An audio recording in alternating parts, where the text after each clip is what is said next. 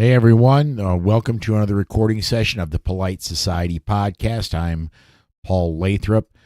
Joining me tonight, we have on my right Charlie Cook, riding shotgun with Charlie, writing shotgun with Charlie, and about a million other things, Charlie's Gungrams.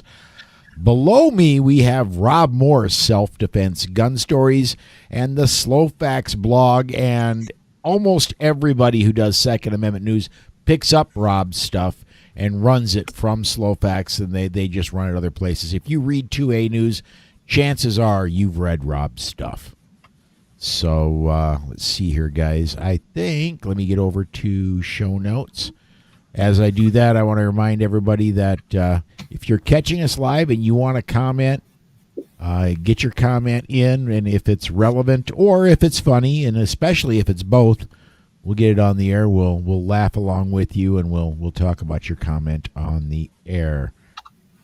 And we're already getting check-ins coming. Dana, our guy who writes our DGUs up for us, is checking in. Hey, Dana.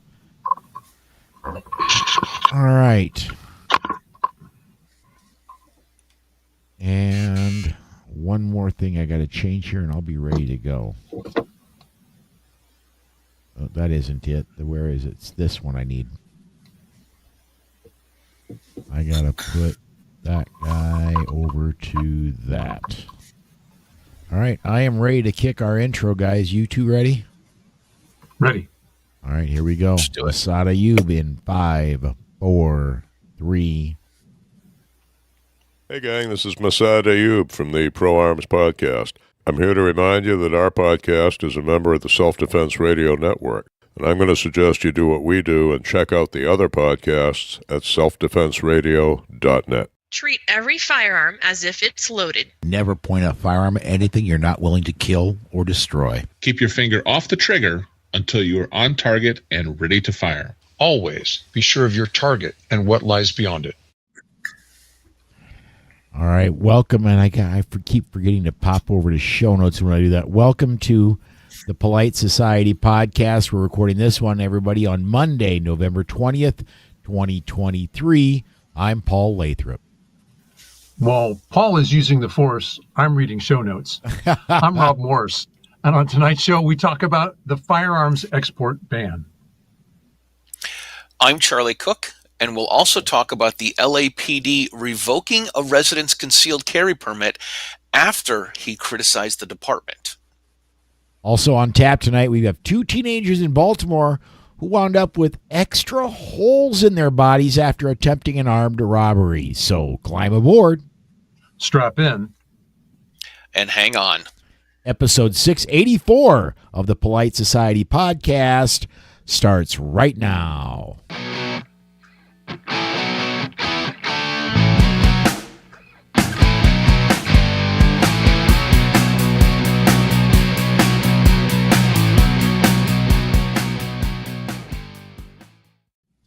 All right, we are back. It's Monday night, just after 7 p.m. in the Central Time Zone. Means it's another time for another episode of the Polite Society podcast. Rob, what's been up with you since the last time you've been on the air with us, man?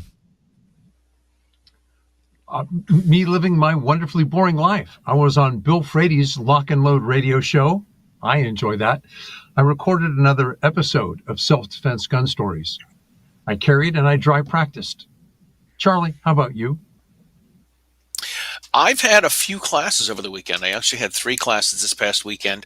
It has been a very busy month for instructing, which is wonderful, particularly going into the holiday season.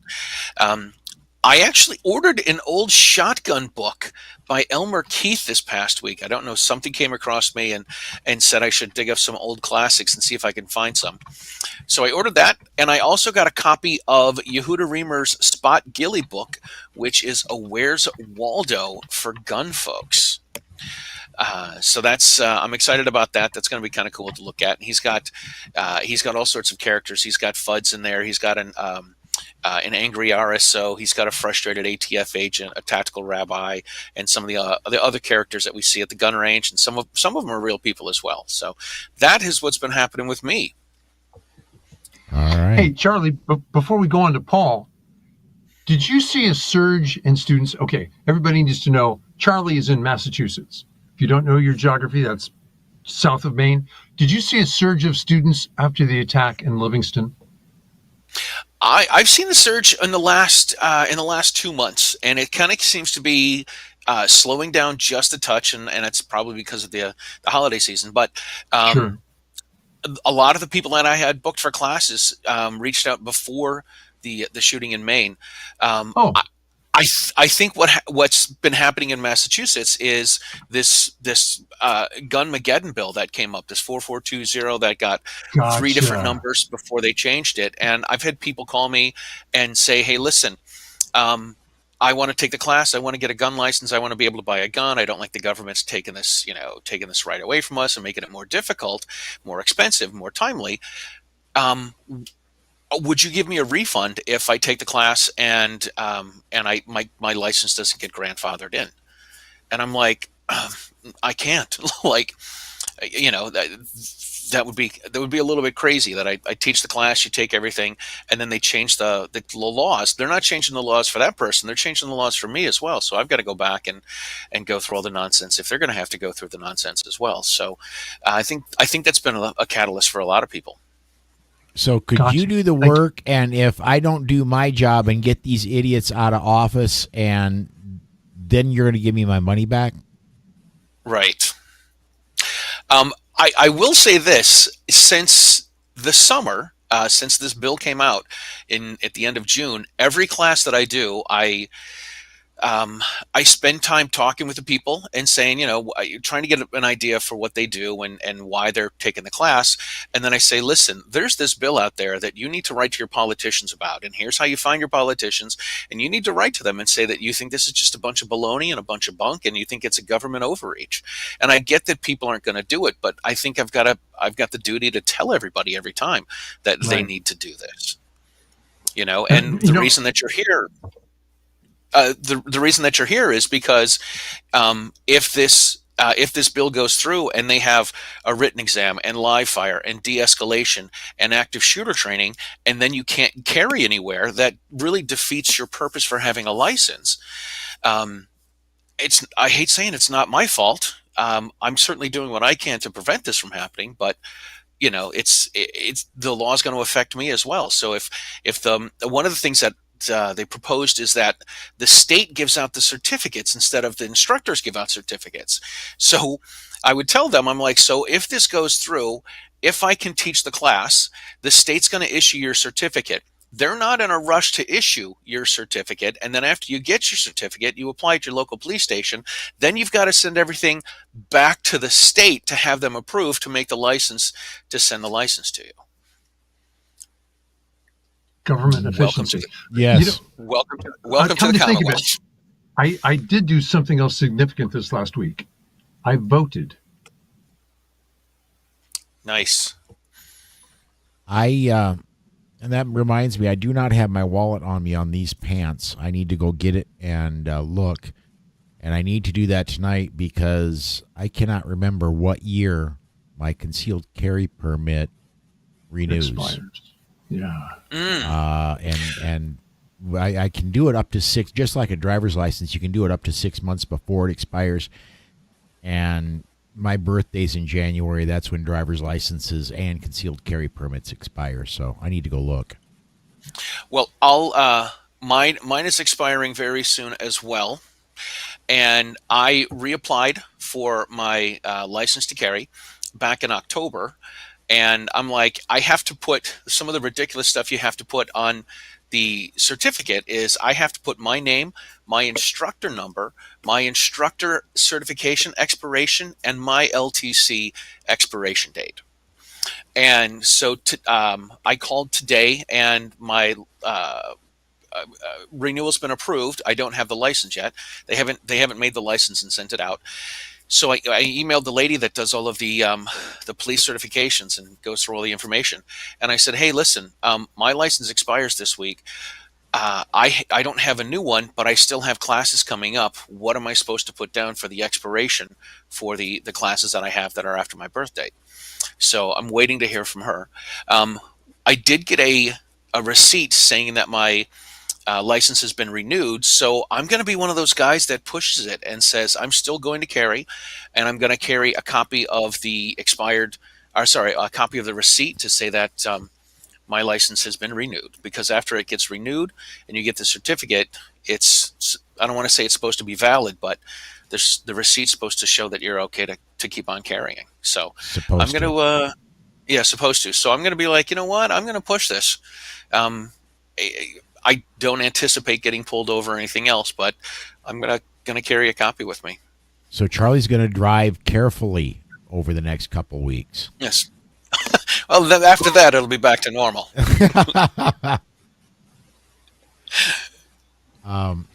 Normally, I don't have too much to say to these during these, but I was on the Forge of Freedom podcast that just dropped today. Oh, cool. Alex does a Monday Gun Day episode, usually with his dad, but he asked if I would go ahead and do it with him, and I did, and it dropped today. I haven't watched it because it's me, and I know what I said, but I will I'll get links, and I will post them up here in just a few minutes. I do want to get real quick to some comments that have been coming in. And this one, once again, from Spartan 6, once again, YouTube has involuntarily unsubscribed me from my 2A channels. Keep an eye out, everyone. You may be next. And then, and I love this name.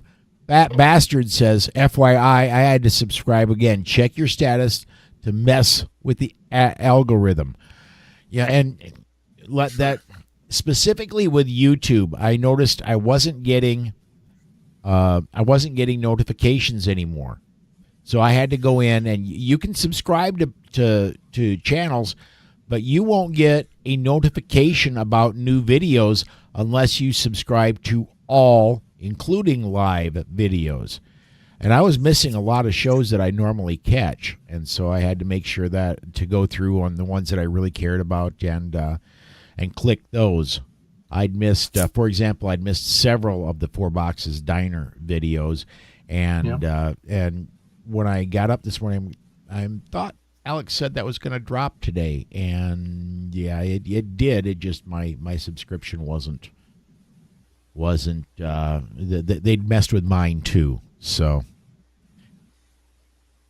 anyway, let's see here. Let's do this. Let's go to break. And when we come back, we've got our news segment. We'll get into that right after we hear from ACLDN. Right back, folks, right after this. This portion of the Polite Society podcast is brought to you by the Armed Citizens Legal Defense Network. If you carry a defensive handgun, you need protection from the aftermath of prosecution. Even if you do everything right, you can be the victim of an overzealous prosecutor or even be falsely accused. That is where the ACLDN comes in. They provide immediate assistance when you need it most. If you find yourself under arrest, they immediately pay bail money and the retainer for your attorney. Additional funds are available for trial and civil proceedings.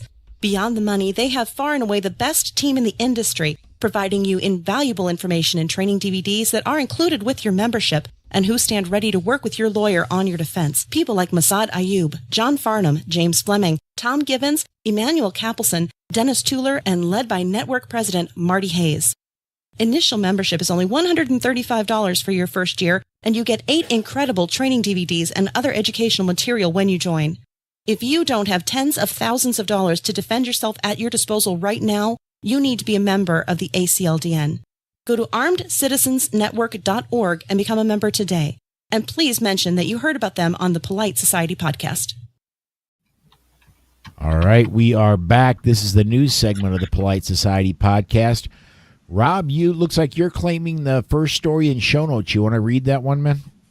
I do. The U.S. Commerce Department put in a 90-day hold on firearms exports. Is this a grievous fault, or is it a financial feature for the big guy? Now, 45 U.S. senators, let's be clear, every Republican save for Mitt Romney and Lisa Murkowski, have signed on to a letter authorized by North Carolina Senator Ted Budd. They're asking for details from the Commerce Department. Why the agency believes it's such a draconian move is necessary right now. Let me quote from that letter. We're concerned with the unmet demand created by this action and concerned it will promote opportunities for less scrupulous, less professional, or less conscientious sources of supply to fill the void, thereby strengthening illicit arms markets. Close quote. That's what the senators asked.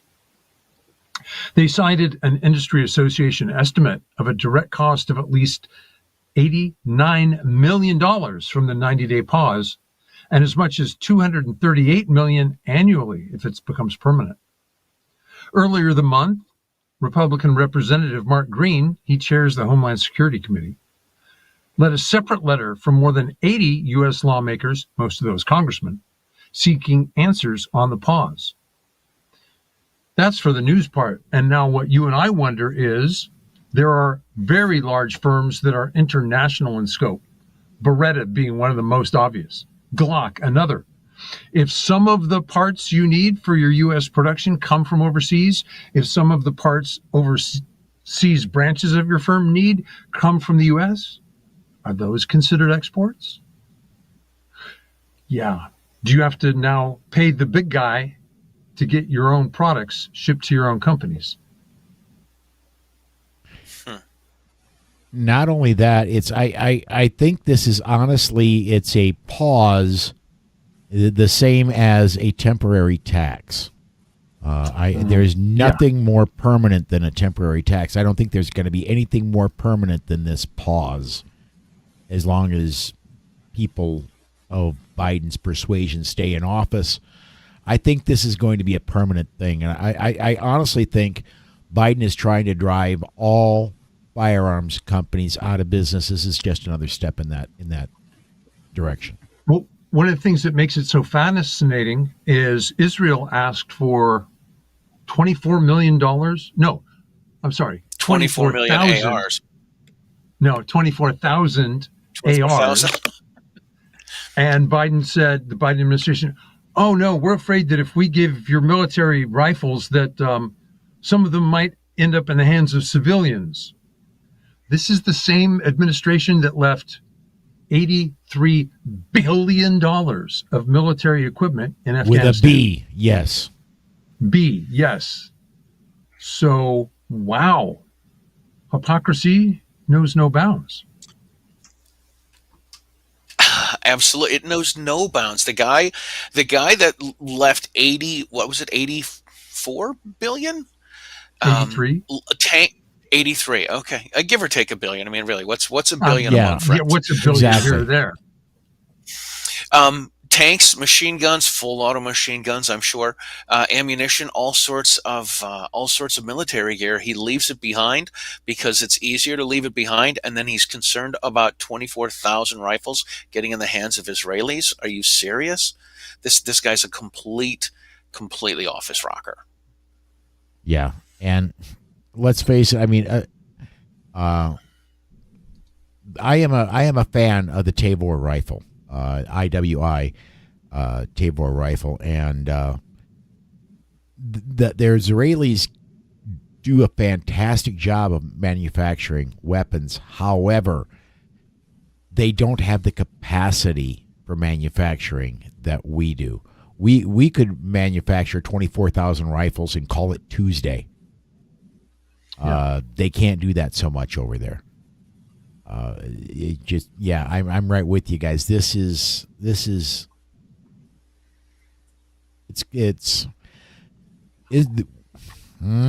goodness, brain is not working well. Go, Charlie. So is Biden so pro-Palestine that he doesn't want the Israelis to be able to defend themselves? Is he so anti-self-defense he doesn't want the Israelis to protect themselves? Maybe he's saying that nothing happens till I get paid. You know, and I mean, that's speaking of that, Spartan 6, there's no industry so big Joe can't get his 10% cut from. Right. Right. Yeah, there's been no more consistent friend in the past I'm going to say 150 years to the United States. Well, no, Israel hasn't been around that long. There's been no more consistent friend of the United States over the last, I'm going to say 50 years than Israel. And I'm including Britain there. For us to be hedging on this, it burns me. The guy's dialing for votes in dollars. That, I don't think anybody trusts you after you do that. What they say, an honest politician stays bought. I don't think Joe's honest. Yeah, I would say that. I would agree with that. You guys have had to have seen this video from decades ago of when Joe Biden was first running. They said somebody was interviewing him, and they said, "Hey, you seem like an honest politician." He's like, "You don't know that." Yeah. Like, what? And people elected him then? Oy, oy, oy.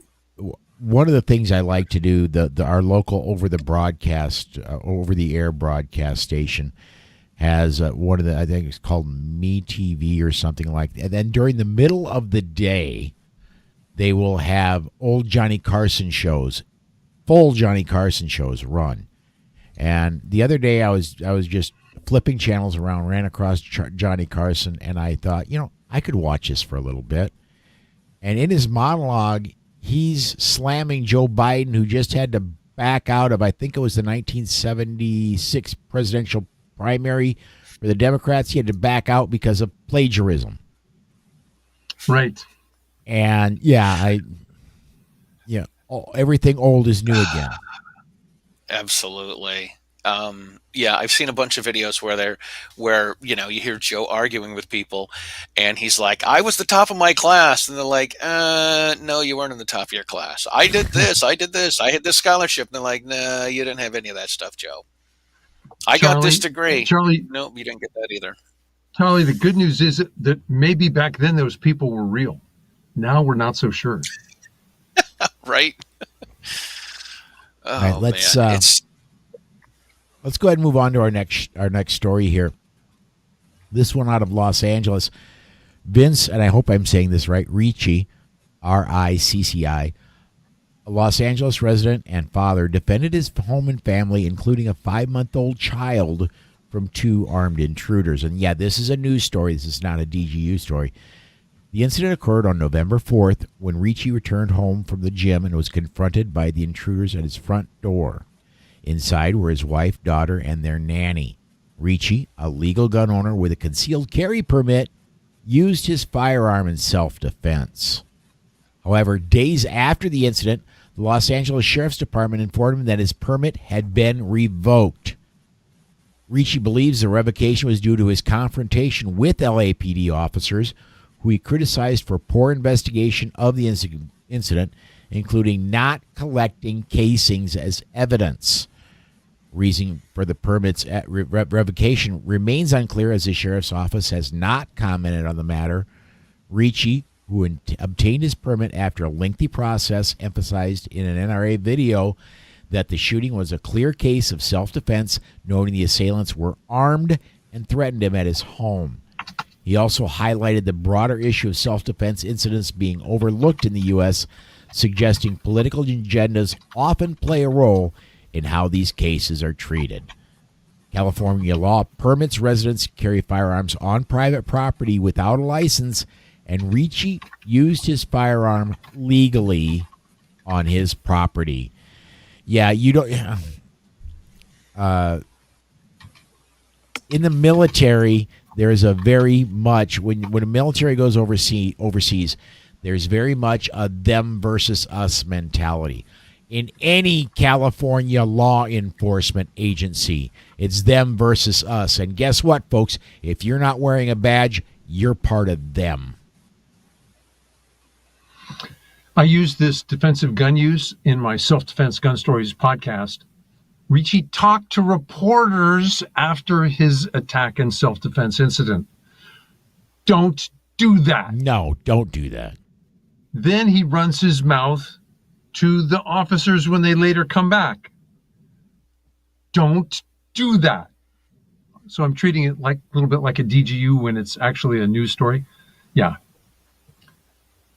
Yeah, it doesn't matter who to. It doesn't matter if they've got a badge, if they've got a camera, if they've got a microphone, if they've got a pen and a notebook. If you've been in a defensive gun use situation, shut your mouth. The only word that should leave your mouth other than there's the bad guy, here's the evidence, and that you only tell the police. Everybody else you say attorney. And after you give out there's the bad guy, there's the evidence, when you're talking to the police, the next words out of your mouth are attorney. And keep repeating attorney. Well, I think it sounds like he was trying to tell them where the evidence was because they weren't collecting it. Yeah.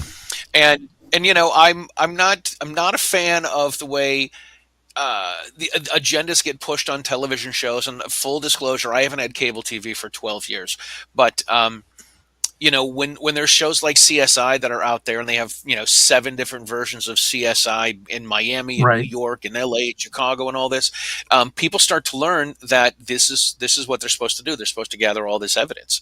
So even though I'm not necessarily a fan of those kinds of shows, maybe they are teaching people what they need to be doing. And of course, maybe it's the police that are slacking on doing their job. Interesting.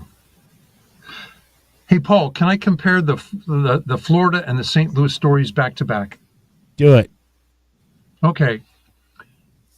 Culture matters. Elections matter. Sheriff Wayne Ivey is a Florida sheriff, and he says, we now have, in theory, constitutional carry, but it's all concealed. He said, wait a minute, we should have open carry too. Now, the only practical difference in that case would be if your firearm is exposed while you're carrying, that's not considered brandishing. That's not prosecuted very often, but often you can get a prosecutor who decides that he's using the state's money to prosecute you while you're using your own, and the prosecution becomes the punishment. In contrast, the St. Louis Board of Aldermen passed a bill banning open carry of guns, blatantly violating state preemption laws. And then they're going to the state, we need to get rid of preemption so that we can have our own gun laws in St. Louis and make the city safer, because they've turned it into a mess and they need somebody to blame. I couldn't think of a larger contrast between Sheriff Wayne Ivey and the Democrats on the St. Louis Board of Aldermen. I can tell you who I'd rather have representing me. Amen to that. Let's see here. I think, Charlie, you got the next story, man. All right, an alternative justice leads to more victims. Fox 45 News also reported that 3 staffers from the Northeast Baltimore Safe Streets location are currently on leave while the investigation proceeds, and that the sources told the news outlet that part of the investigation involves looking into connections to the notorious. There we go. Thank you. It's notorious Baltimore street gang. Even with the ongoing investigation and questions about the program's efficacy, however, the Baltimore Board of Estimates unanimously approved a $3.5 million state grant to the Safe Streets on November 1st. Waiter, I'll have whatever Charlie's drinking, please. Yes. Right? Oh. Unfortunately, I'm just having Gatorade and shots of NyQuil. So. Oh, I'm sorry. We've seen that in all the time in Chicago. We saw it in LA. This violence prevention specialists that are ex-gang members are maybe less ex-gang members than we'd like. Yeah. It's completely nuts. It's completely nuts to me that that people that aren't educated on a topic end up becoming experts in that topic. And it's certainly by default. A year and a half ago, there was an alderman in the city of Chicago that was cleaning a firearm and shot himself accidentally because he was going to clean his gun and didn't know how to check it. In Illinois, it's 16 hours of class time to get a concealed carry permit, and I'm going to say out of that 16 hours, they absolutely went through how to load your gun, how to unload your gun, how to take your gun apart, how to check to see that it's unloaded, and then obviously how to clean it as well. At least if Gary taught it, yeah. Right. So 16 hours of class time, and the guy still doesn't know how to handle his gun. And at the time, I was like, they'll probably try to say he's some sort of an expert because he's had 16 hours of class time, but he still ends up shooting himself because he doesn't know how to check to see if his gun's loaded. Same thing with this situation. If there are people that are, it goes back to being hypocritical about things. People that are that say, well, we used to be gang members, so we know how to handle gang violence, and they don't really. They still handle gang violence as if it's gang violence. Yeah. Let me. Charlie, I would bet that if you were a Chicago politician, you maybe drove by that classroom. I'll bet you money you never sat in it. Oh, probably.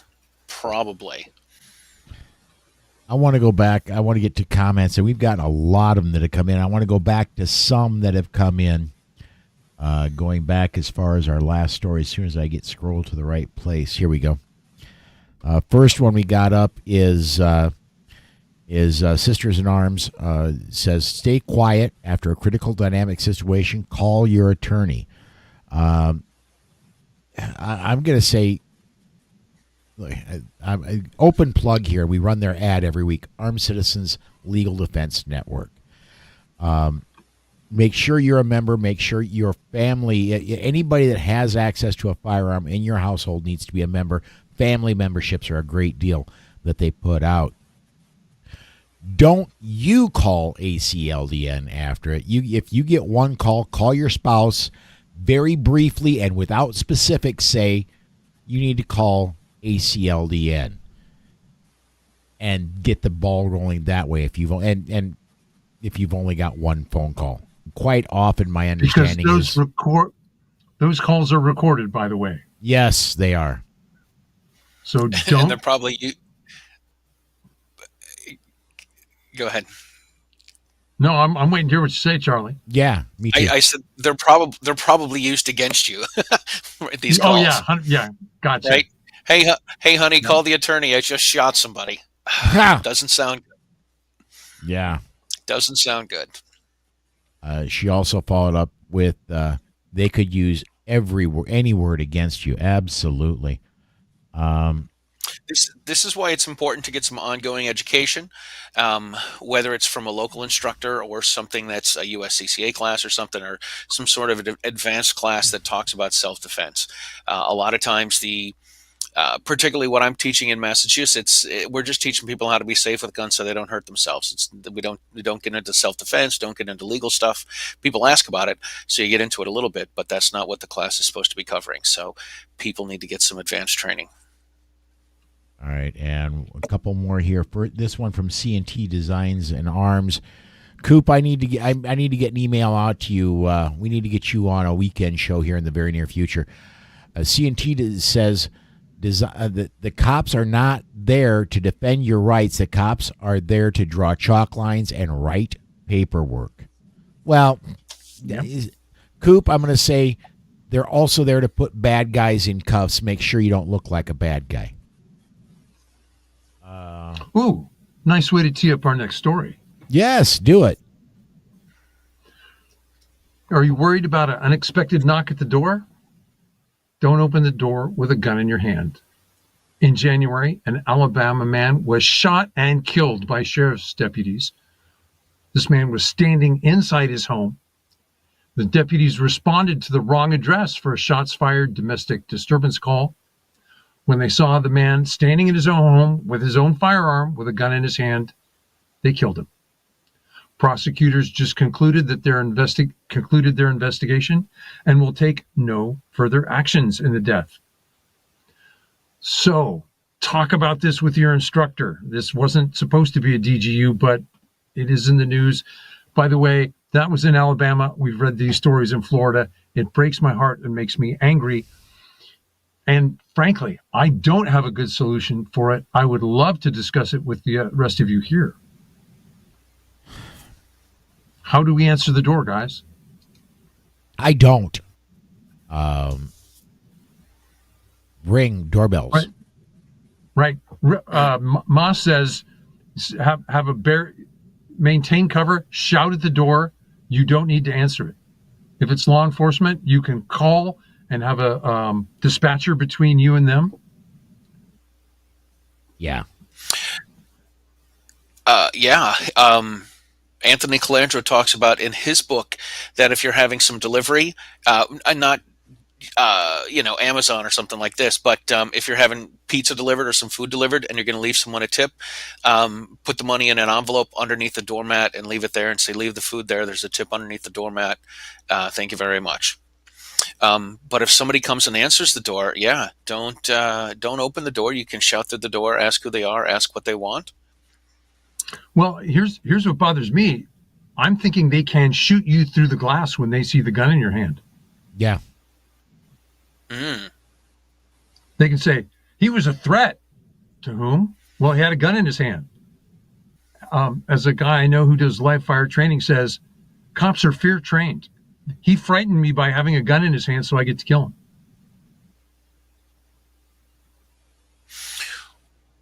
Wow. We have some friends. We have some friends that I stayed with in my journeys that had what they called an umbrella gun. Have you guys heard of this before? What? No. I'm not sure. An umbrella gun.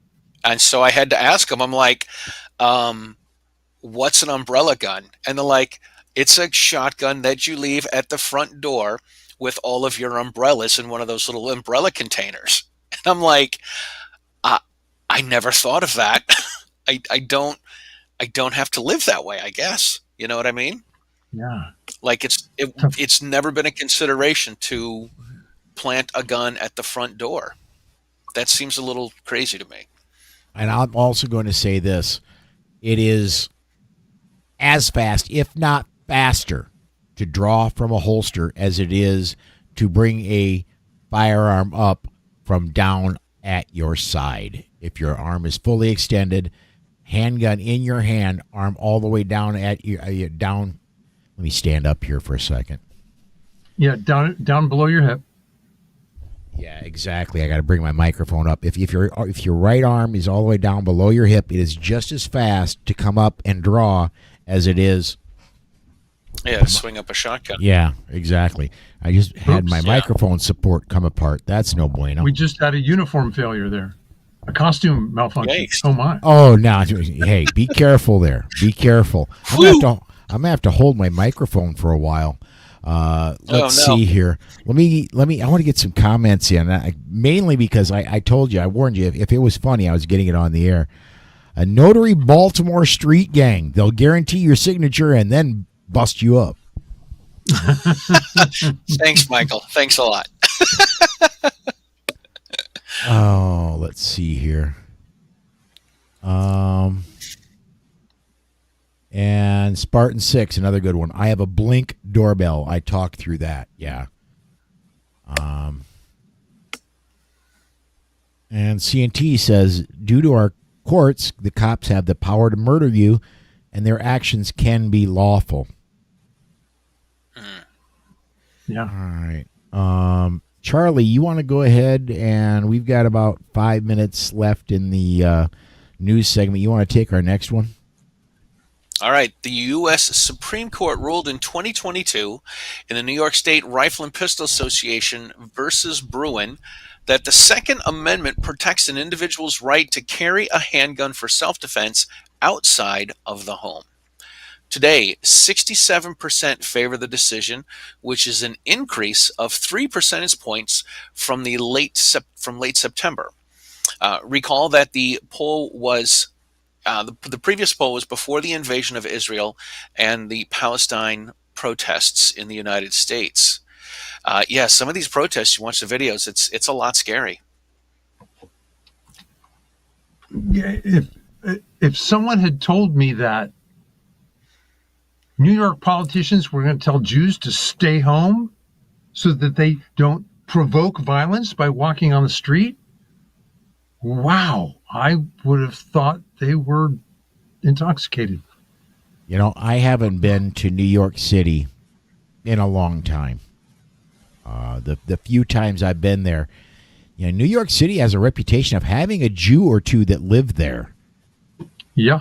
Telling a large percentage of your population to stay home because you don't want them infuriating others. Sounds like the police and the politicians are batting on the wrong team. Well, I hope it will change the political attitude of a number of liberal Jews in New York who go, the police will take care of me. Maybe not. Yeah, no, I'm guessing probably not. I'm going to go ahead and take this next story. It's probably going to be our last one we're going to get to. Our colleague Lee Williams wrote this pointed piece about politics in Illinois. There are over 100,000 known gang members in Chicago. They shoot someone every 2 hours, 45 minutes. They're on social media showing off their full auto Glocks. And sometimes the social media shows them shooting into a crowd of people. What does the ATF do when criminals are openly murdering people in Chicago? If anyone at ATF had even half a brain, you'd think they would flood the zone with special agents whose sole mission would to be rid Chicago streets of machine gun-toting gangsters. And it was in the 1930s. Unfortunately, the ATF has gotten other plans and priorities. ATF Director Steve Dettelbach announced this week his intent to ban legally owned semi-automatic rifles, which he calls assault weapons. Dettelbach's comments came at a discussion called Gun Violence in America, which was held at Harvard University, of course. The president has also said, and I agree, that we should, this is a quote from Dettelbach, the president has also said, and I agree, we should consider and reinstate a ban on certain types of assault weapons. Dettelbach's comments conflict with his earlier testimony, which was given under oath before a Senate Confirmation Committee when he promised skeptical senators that he would not use his position to advocate for new gun regulations or laws. True politician, the promise lasts just about long enough to get into office. Right. His mouth is moving. He's lying. I think Biden is dialing for Bloomberg bucks.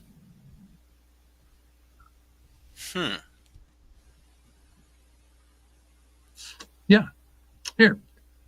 Money talks. You want me to carry an anti-gun message? Pay up. Yeah. I tell you what. No, of course, I wouldn't accept money, but my brother might be in your neighborhood soon. Paper bag would be good. Just leave it on the doorstep. Or you might want to buy this $250,000 painting that my son Hunter made. Yeah. Yes, there you go. Right. This way they're selling art. Yeah. Raising bribery and corruption to an art form. Who knew? Literally an art form. You're welcome. I'm here all week. I want to get a comment up here. Going back to our story about Jews in New York City, Spartan 6 says, pretty sure they were told that in 1930s Germany, too. Yeah. Good catch, Spartan 6. And Dana says, but Dettelbach can't define an assault weapon. Yeah. This is true. This is true. You know, if you catch somebody firing a fully auto gun into a crowd, they need to be locked up for their entire rest of their natural life, which should be honestly very short, because I don't think Illinois has the death penalty. But if you get tough on crime, if you make it hurt when you do wrong, people will stop doing wrong. I lived in Illinois for the first 18 years of my life. That was enough of a death penalty.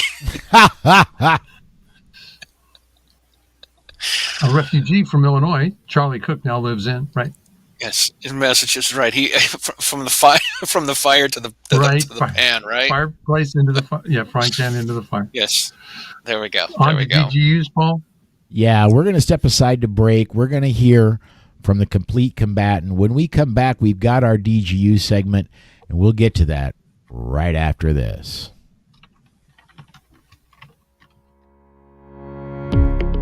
This portion of the Polite Society podcast is brought to you by The Complete Combatant. The Complete Combatant is designed for a broad base of citizens that range from students that don't own a gun on up to advanced students that train often. The Complete Combatant offers several different courses that build upon each other, from avoidance, using verbal commands, and preparing for contact, lethal versus non-lethal decisions, your 911 call, interacting with the police, to even dealing with the legal system in the aftermath. The Complete Combatant courses are a layered approach for all levels of experience that will walk you through all the many stages of decisions while developing a game plan tailored to your skills and your everyday carry. Please visit www.thecompletecombatant.com and make sure you mention this ad to receive 15% off. Again, that's www.thecompletecombatant.com and mention the ad for 15% off.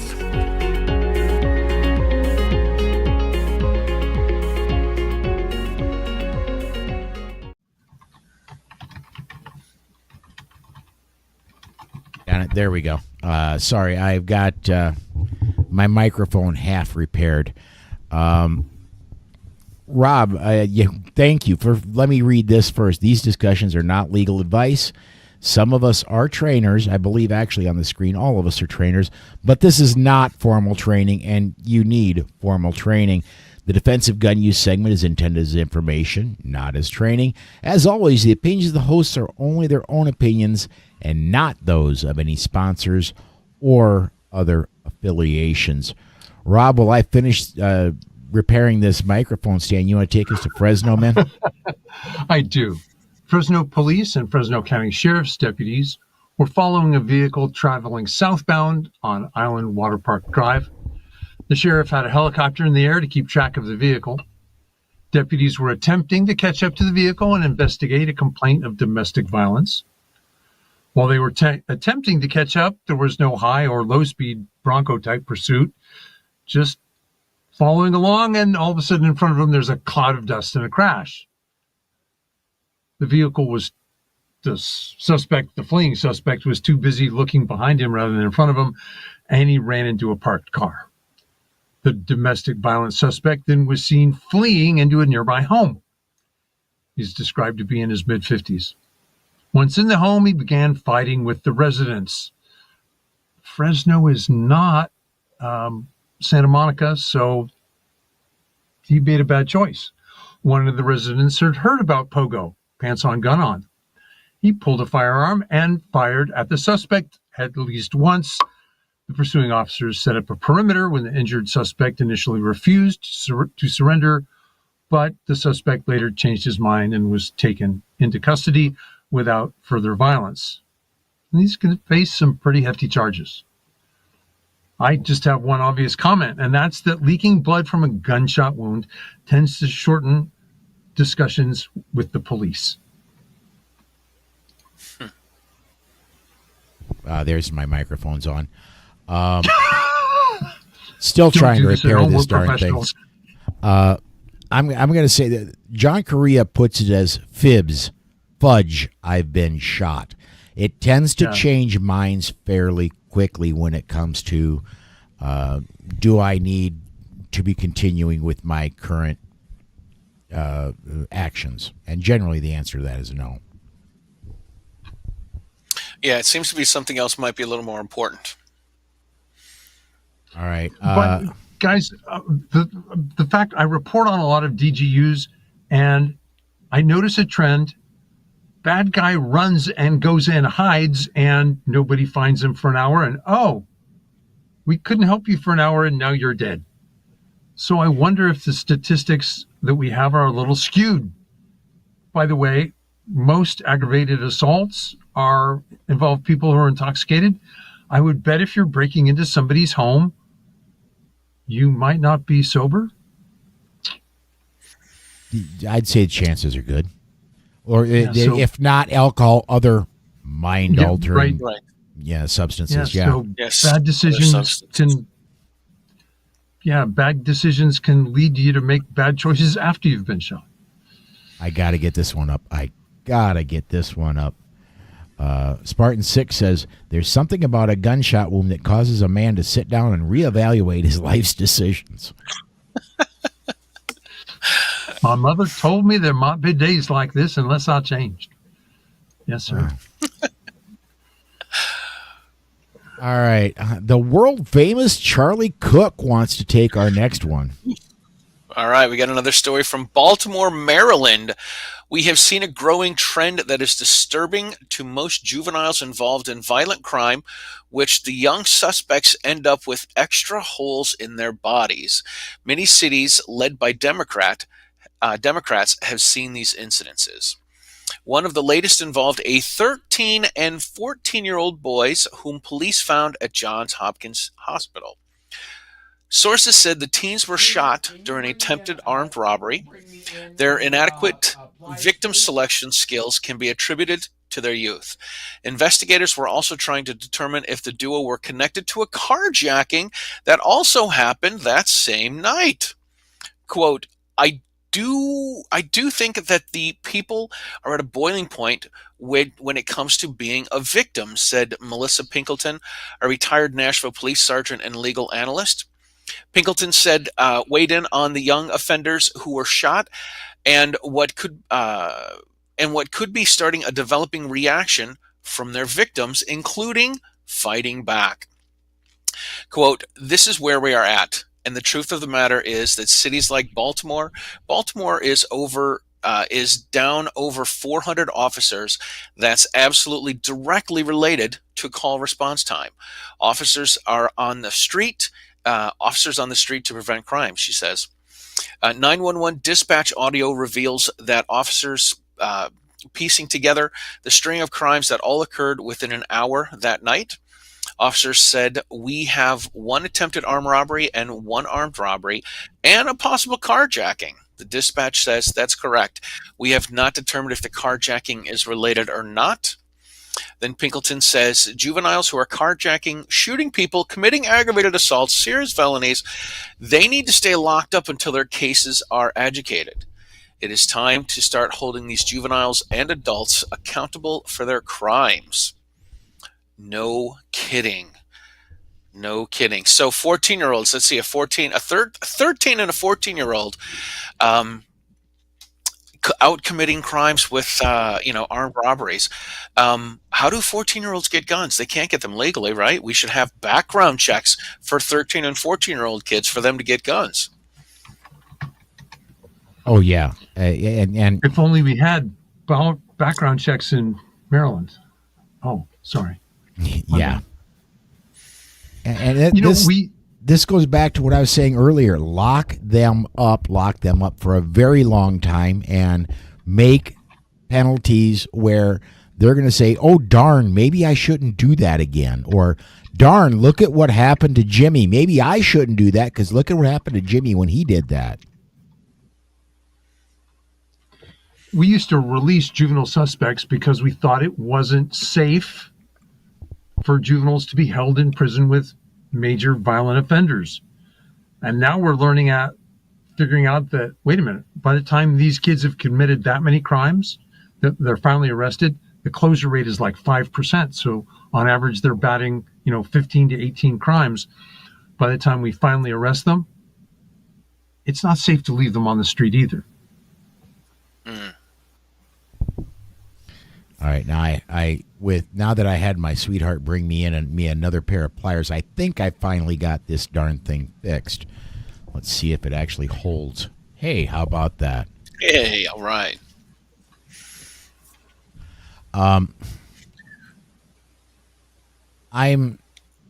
This whole thing about Baltimore. If I were a truck driver, there are cities I would not go anywhere near anymore. One of them is Baltimore, another Chicago. The third, I'm going to call the entire state of New Jersey a city because I wouldn't. Unfortunately, that means that the entire northeast, north of New York, wouldn't get their goods that come in by truck either because there's no way to get to anywhere the other side of New York without going through it, or going into Canada, which is even worse. At least up in Canada, they make an effort to, when somebody breaks a law, they're punished. Anyway. Maybe this is what we see when we see a spike in numbers of people that want to take classes to get the gun license, to get a concealed carry permit, or even take some extra training. Is these are the people that are like, hey, they're starting to realize that the police are not going to be there when they need them. And I know we've had one of our colleagues. They were trying to change the phrase from a first responder to an immediate responder. And, police and fire are obviously the first responders, but the immediate responder is somebody that's there when something bad happens and they have to respond immediately. And you are your own first line of defense. You have to be able to protect yourself. Oh, yeah. Let's get this comment in here real quick. Anyone see the video of the three young teens arguing about which crime, murder or armed robbery, was more serious if they were caught? One boy actually said murder was not that serious. I have not seen that. And that's, even just thinking about it, that's out there. And let's switch gears here. Let's go ahead and, because we've got 4 minutes to get the show closed. Rob, what's been going on over at Slowfax recently, man? The murderer who attacked children at a Nashville Christian school earlier this year wrote a diary. Parts of it were published, and then a lot of that was then taken back down. One thing I was able to get was that the murderer hoped that she was the only one with a gun and that her victims were unprepared and unprotected. Many people want that same thing. Many of them are politicians in the U.S. In theory, disarming honest citizens makes your country safer. Note that last month, Israelis again confirmed that gun control is a failure. Gun prohibition assumes that murderers and terrorists will obey the law, that they will only buy guns through legal channels. In practice, disarming your neighbors gives you all the vulnerability of disarmed victims with none of the benefits of actually disarming the criminals and the murderers. Despite these repeated failures, both in the U.S. and abroad, anti-rights Democrats want ordinary citizens disarmed. So do the academics in both U.S. and Israel. That article called, "Of course gun control fails in practice, but does it work in theory?" It's on slowfax.wordpress.com. Charlie, talk to me. All right. Last week, I dropped Writing Shotgun with Charlie, episode 185 with Alicia Garcia. She's my passenger. She is known as the Boomstick Babe. So that was a fun episode that we filmed in Denver. I forgot to mention over the last couple weeks, the previous show, 184, is Jim Shepard. Jim Shepard is the publisher of the Outdoor Wire, as well as the Hunting Wire, the Tactical Wire, the Fishing Wire, the Archery Wire. I bring this up because one of my friends reached out to me and said they watched the show and they really enjoyed that one. So please go back and check out the show with Jim Shepard and the one with Alicia Garcia. This week, I believe the Armed Lifestyle magazine is going to be dropping, and you can find that at armedlifestylemagazine.com. The subject of the Writing Shotgun with Charlie is, oh my God, I totally forgot. Oh, Rebecca. Oh, sorry. I was going to say Rebecca Schmoy, but that was the last one. It is Sarah Joy Albrecht from Hold My Guns. So that's going to be dropping before Thanksgiving, I believe. So that is what's been going on with me. Paul, how about yourself? Well, as I mentioned earlier, I was on and I did pop the link into the comments section, both on YouTube and Facebook. I was on the Forge of Freedom podcast Wednesday coming up this week. I have Rob Morse, who's right here. He's going to be here with me again for Polite Society Podcast News. And then Friday is Training Friday with Tom Walls. And we do have a topic set up. For the life of me right now, my brain will not come up with it, but Tom's always entertaining. And but we do have a topic set up for Friday. Come join us for that. Also on Sunday, Rob's coming back again. I'm really pushing Rob hard this week. Rob's coming back on Sunday again. Tony Simon will be here for the weekend show, and one more co-host that I haven't booked yet, but we'll get a third to sit in for us Sunday night. Do come join us for all those. For right now, that does wrap up another episode of the Polite Society podcast. And I got to get back to show notes. There they are. So for Amy. Yeah. So for Amy, Dana, John, Susan, Amanda, Robin, Charlie, Carrie Ann, and Rob. Until next time. Stay safe. Be aware. And we'll see you down the road.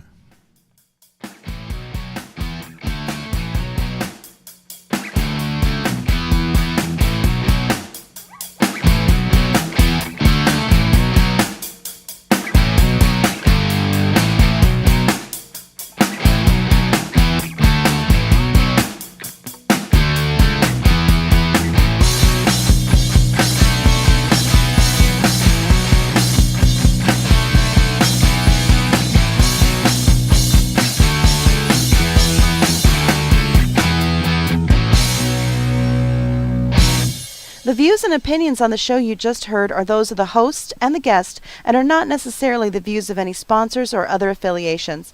But hey, not everyone is as smart as we are. All right, we are clear of the recording, and I gotta say, my lights went off, and that was all an Amazon device that does it. I love having her around. She's handy as heck, but occasionally when she thinks that I'm not using lights in one particular room, she'll shut them off, and I obviously was still using the lights in the room. So,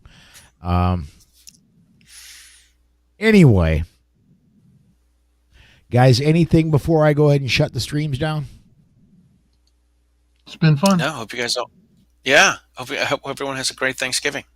Absolutely. Happy Thanksgiving, everybody. I am going to go ahead and shut the stream down, and do come join me Wednesday when Rob and I will be able to wish you a happy Thanksgiving again. Charlie's got other things to do, so. All of a sudden, I have a busy and exciting life. I had no idea. Somebody's got to fix the turkey. I'm telling you. The jive turkey. All right. We're out of here, everybody.